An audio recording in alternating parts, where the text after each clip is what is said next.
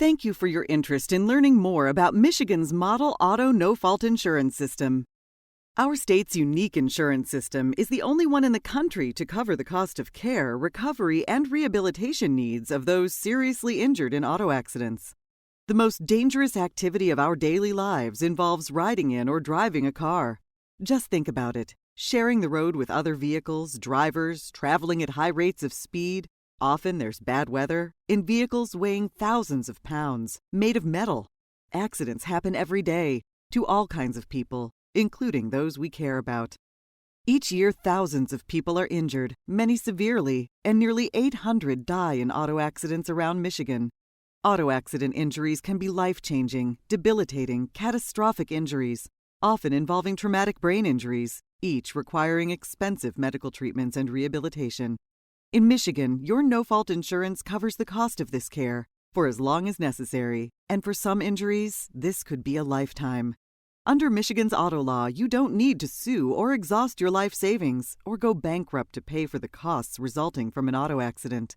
And this system is not government or taxpayer funded. Your benefits are paid by your insurance company. In this video, you will be provided with an overview of the key principles that apply to protect the legal rights of injured people.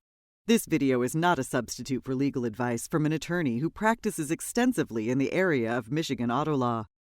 Here is Thomas G. Sinus, CPAN Legal Counsel Advisor, part of the Sinus Dramus Law Firm, to explain these principles. We're going to talk now at a general level of how Michigan's auto law system works. This can be confusing from the very beginning because people often refer to Michigan's system as a no-fault system. And many people interpret that to mean that we do not care who is at fault for a particular auto accident. That statement is both true and not true. There are a certain set of benefits, called no-fault benefits, that do not matter who is at fault. But there are another set of rights that Michigan motorists have that it does matter who is at fault. Throughout this presentation, I'm going to use each of my two hands to refer to the one of two possible sets of rights that any injured person injured in a Michigan motor vehicle accident may have. With my right hand, I will use to refer to your Michigan no-fault rights. These are often called no-fault benefits. They're sometimes called PIP benefits. They're sometimes called first-party benefits. I'm going to refer to them with my right hand. With my left hand, I'll be referring to what is often called the liability claim. That's also often called the tort claim, or it's called the third-party claim. Again, multiple phrases, all referring to the same concept. It's these two sets of rights that make up the Michigan auto law system, the no-fault benefit right and the liability right. Let's talk now about the basic elements of Michigan no-fault benefits. If I open my right hand, even though there's nothing in there now, I could see in my imagination 4 different benefits that a Michigan motorist has if they're involved in an automobile accident. And again, it does not matter who's at fault. That's why we call these benefits your no-fault benefits. What are the 4? The first is what we call the allowable expense benefit. And that is the most significant benefit in the Michigan auto law system. The second is what is often referred to as the work loss or wage loss benefit. The third is what are called replacement services. And the fourth is a benefit that only exists in cases of death, and that benefit is called the survivor's loss benefit. So let's talk now about the first of the 4 major no-fault benefits, the allowable expense benefit. You probably have heard this referred to as perhaps the medical benefit or the medical expense benefit. Those are not the actual term, but it is the phrase that really describes the essence of the allowable expense benefit. The allowable expense benefit is the benefit that covers an injured person's hospital care, outpatient treatment, therapy, vocational rehabilitation, and many, many other things. It is any particular product, service, or accommodation that an injured person needs for his or her care, recovery, or rehabilitation. That is what an allowable expense benefit is. And under the Michigan auto law system, allowable expense benefits are payable with no limit in time or no limit in dollar figure. The second benefit is the wage loss benefit, or as it's often called, the work loss benefit. What is that? That is replacement for an injured person's income if the injured person either cannot work at all after the accident or is working in a reduced role. What is that benefit payable at? It is payable at 85% of the injured person's pre-accident gross wage. So you look at the injured person's W-2 and you figure out what did that person make on a monthly basis before taxes, and the no-fault wage loss benefit is 85% of that amount. However, it's subject to a monthly cap. That cap is approximately $5,300 a month right now, but please note that it does change every year. The work loss benefit is a bit different than the allowable expense benefit because it is only payable for 3 years. Remember, the allowable expense benefit is payable for life. The work loss benefit ends after 3 years, even if the injured person cannot return to work. The third benefit is the smallest of the first three, and that's called the replacement service benefit. This is a benefit that is designed to replace those household chores that an injured person cannot do because of her injuries. So, for example, if someone took care of the snow, or took care of the yard, or did the dishes, the kind of things that all of us do in our home. Oftentimes when someone is injured, they cannot do that anymore. The no-fault system allows an injured person or their family to pay someone else up to $20 a day to do the household chores that the injured person cannot do anymore. The benefit is capped at $20 a day, and it is also capped, like the work loss benefit, to 3 years beyond the date of the accident. Again, that 3-year cap it stays in place even if the injured person still cannot go back to doing those household chores. The fourth benefit is what is called survivor's loss benefits. This is a special benefit that applies only in cases of death, and it will be the subject of some further discussion in other presentations. But in a simple sense, what it does, it is designed to replace the value of the economic loss caused by the injured person's death. It's payable to the dependents of the deceased, and it, like the work loss benefit, is subject to a monthly cap, and like the work loss benefit, is payable for only 3 years following the death of the injured person. Okay, so now we've talked about, generally speaking, what kinds of benefits are available. And the natural next question is, well, who pays for those no-fault PIP benefits, the one that I've been referring to in my right hand? I'm going to give you some general principles and then point out some areas where the general rule doesn't apply. I should say that this can be a complicated area of law. Sometimes it's very simple, but sometimes it's very complicated. Here's the simple rule. The simple rule is that the person looks to their own auto insurance company for payment of the no-fault benefits. So, for example, if I was involved in an auto accident, regardless of whose fault it was, I would turn to my own auto insurance company for payment of my allowable expense benefit, my work loss benefit, my replacement services benefit. Similarly, if I were injured and killed in an accident, my children would turn to our auto insurance company to claim the survivor's loss benefit. That is really the essence of how the no-fault system works. We all pay into the system by paying our premiums, so heaven forbid if we're in an accident, we can draw on the money that we've paid into the system to take care of us or our family members. So that's the general rule. So what are some exceptions to that general rule? Well, there are a lot of exceptions, and they'll be summarized in another video presentation, but let me just point out some of the more common ones. For example, if a person is injured while driving a car that is given to them by their employer, then that injured person will collect their no-fault benefits from whatever insurance company insured that vehicle, which could be, of course, a different vehicle than the person's private car. What about cases of pedestrians? Well, if a pedestrian does not have auto insurance of her own, the pedestrian can turn to the striking vehicle and draw PIP benefits from that vehicle. Again, there are other exceptions. But most cases are governed by the general rule that says you look to your own auto insurer. Oftentimes, people involved in car accidents have the right to not only collect their no-fault benefits, but they also have the right to collect certain governmental benefits. For example, if a person is injured in a car accident while they're working, they are obviously entitled to recover no-fault benefits because they were injured in a car accident. However, because they were working, they may also be entitled to recover workers' compensation benefits.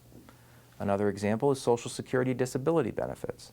If a person is involved in an accident and cannot work, they may be entitled to recover their work loss benefit, but they may also be entitled to recover Social Security benefits.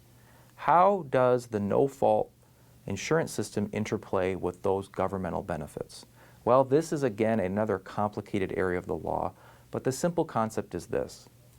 A no-fault insurer gets to subtract from its obligation to pay the injured person by whatever governmental benefits the injured person is entitled to receive.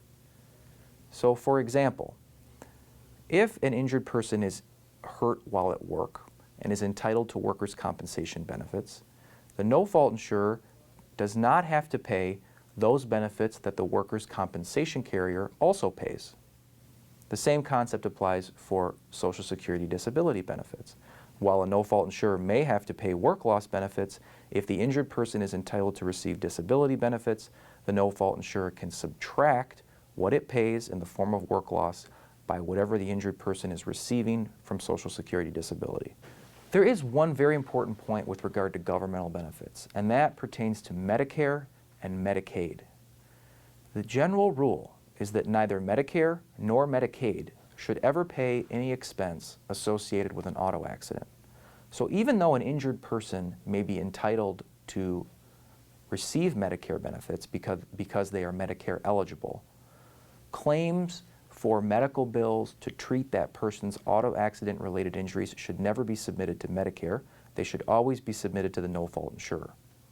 In the instance of Medicaid, Michigan courts have held that if a person is entitled to no-fault benefits, then they are not medically indigent, which is the standard to be eligible for Medicaid.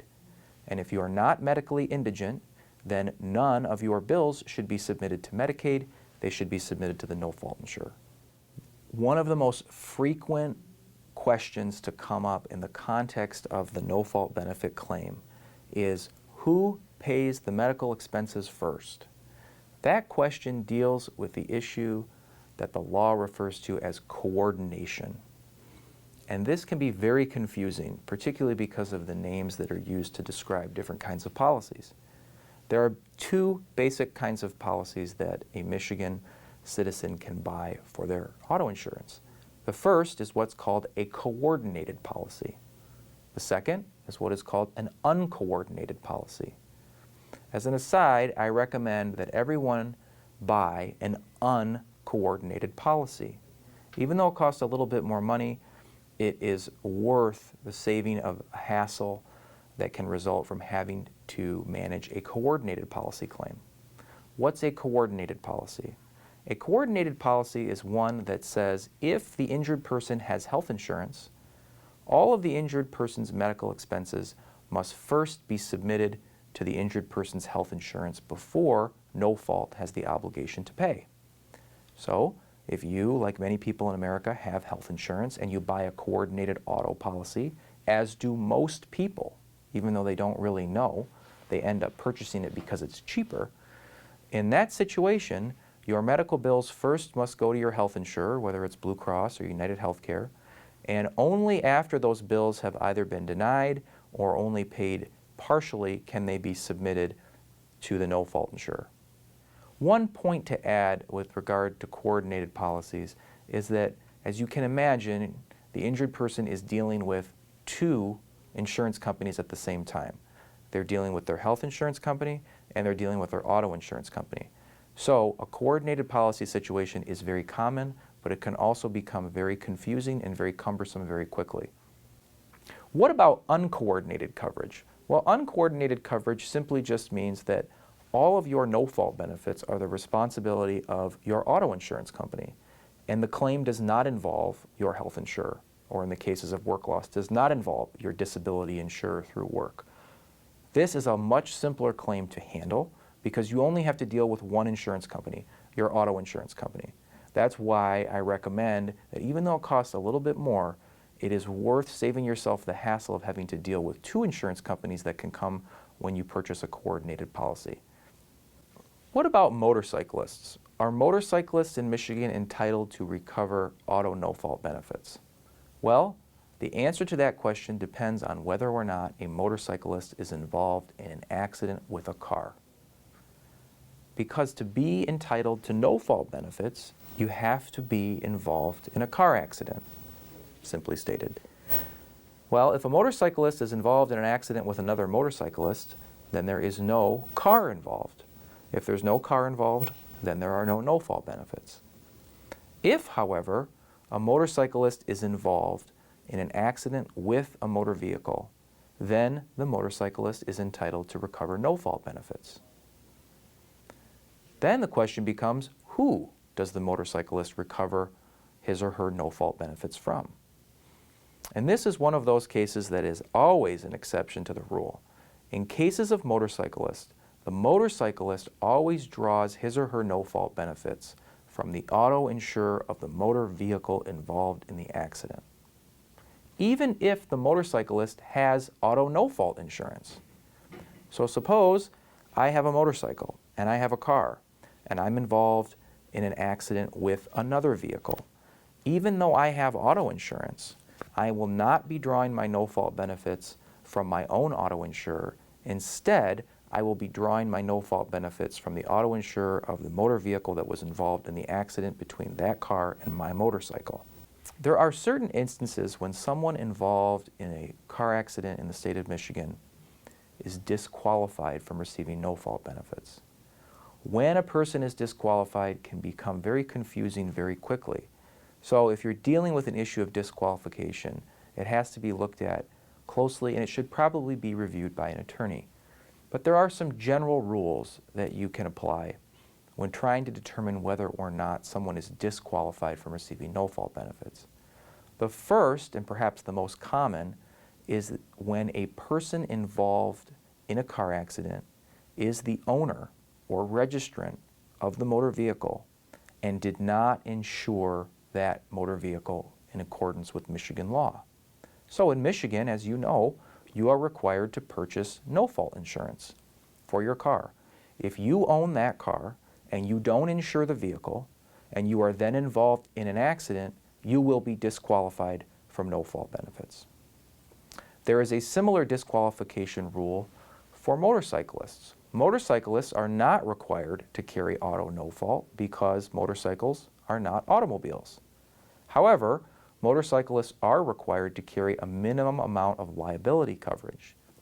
If a motorcyclist doesn't insure their motorcycle with that minimum amount of liability coverage, then the motorcyclist can be disqualified from no-fault benefits. We've been spending most of this presentation talking about this hand, the no-fault claim, the PIP benefit claim, the first-party claim. I want to turn now to this claim, which is the third-party claim, or as many people call it, the tort claim, or other people call it the liability claim. Now, when we first started our presentation, I indicated that there are certain instances where we do not care if the accident was your fault or someone else's fault. That concept applies only to your no-fault benefit claim. If you are involved in a motor vehicle accident that is someone else's fault, then you may have a liability claim. Under what circumstances might you have a liability claim? Well, the first is that you have to establish that the other driver was at fault. Oftentimes that's obvious, sometimes it's not. Secondly, you have to show that the injured person pursuing the liability claim is not more than 50% at fault. That can sometimes be very hard to determine, particularly when you're just reviewing a police report.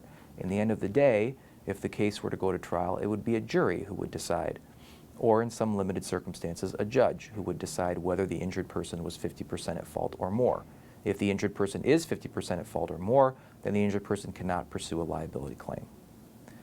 But perhaps the most complicated issue with regard to when you can pursue a liability claim is whether or not the injured person has sustained what is called a threshold injury. And this is really the heart and soul of the trade-off between these two hands in our auto no-fault system. You remember we were talking about the no-fault benefit hand, and I told you that you get these benefits regardless of fault. Well, the trade-off for that is that you can only pursue a liability claim if you have a serious enough injury.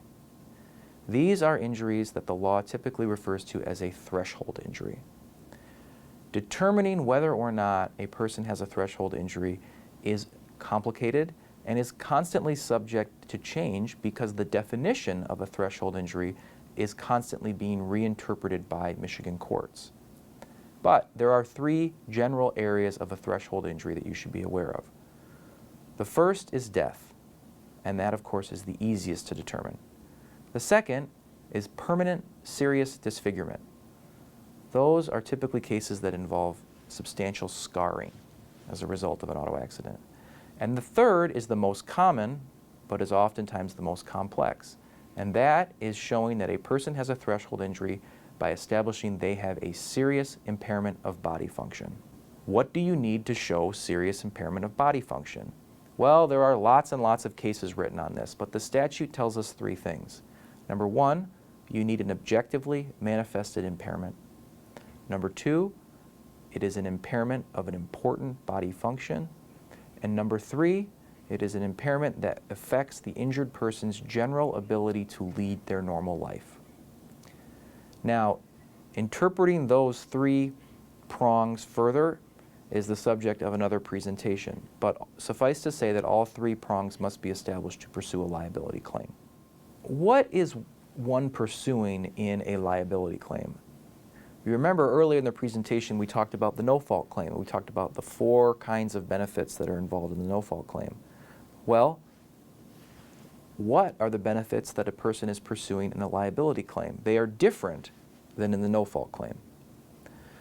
The first, and oftentimes a very substantial claim, is a claim that is referred to as excess economic loss.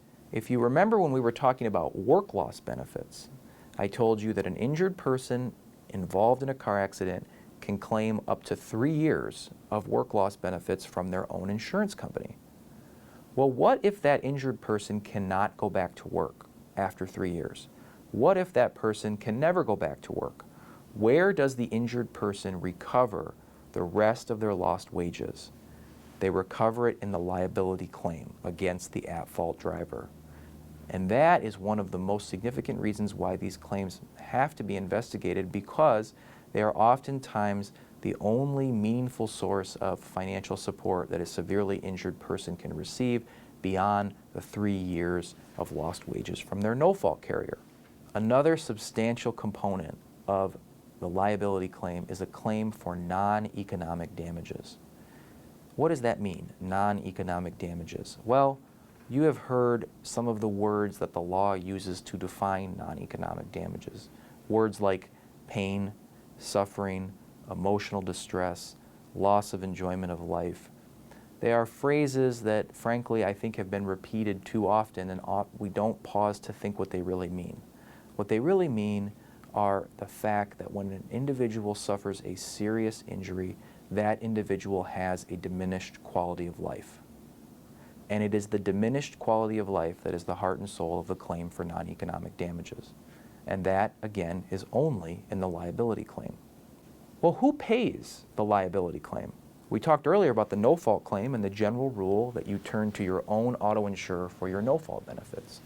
Well, the general rule for a liability claim is that it is the responsibility of the at-fault driver's insurance company. Every driver in the state of Michigan is required to carry liability coverage. That is the insurance coverage that is supposed to step in and take care of the injured person involved in the accident.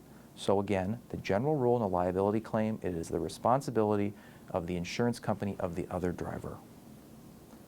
Now, oftentimes people purchase optional coverage that I cannot stress enough is one of the most important things that you could buy for you and your family. And that is what is called uninsured and underinsured motorist coverage. What are those? Well, let's start with uninsured motorist coverage.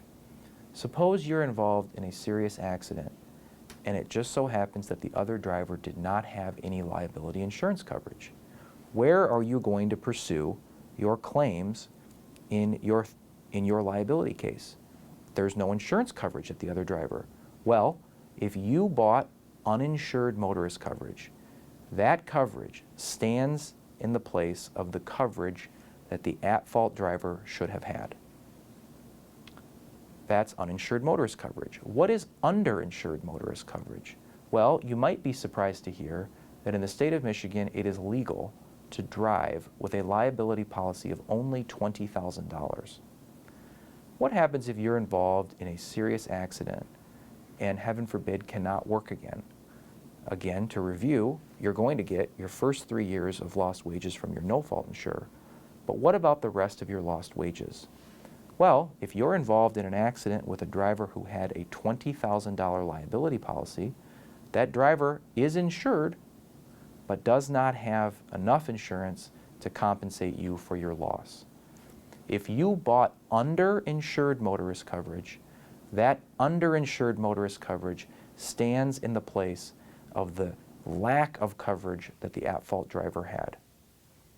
So I often say it like this: uninsured motorist coverage is to protect you and your family from bad drivers who do not have insurance.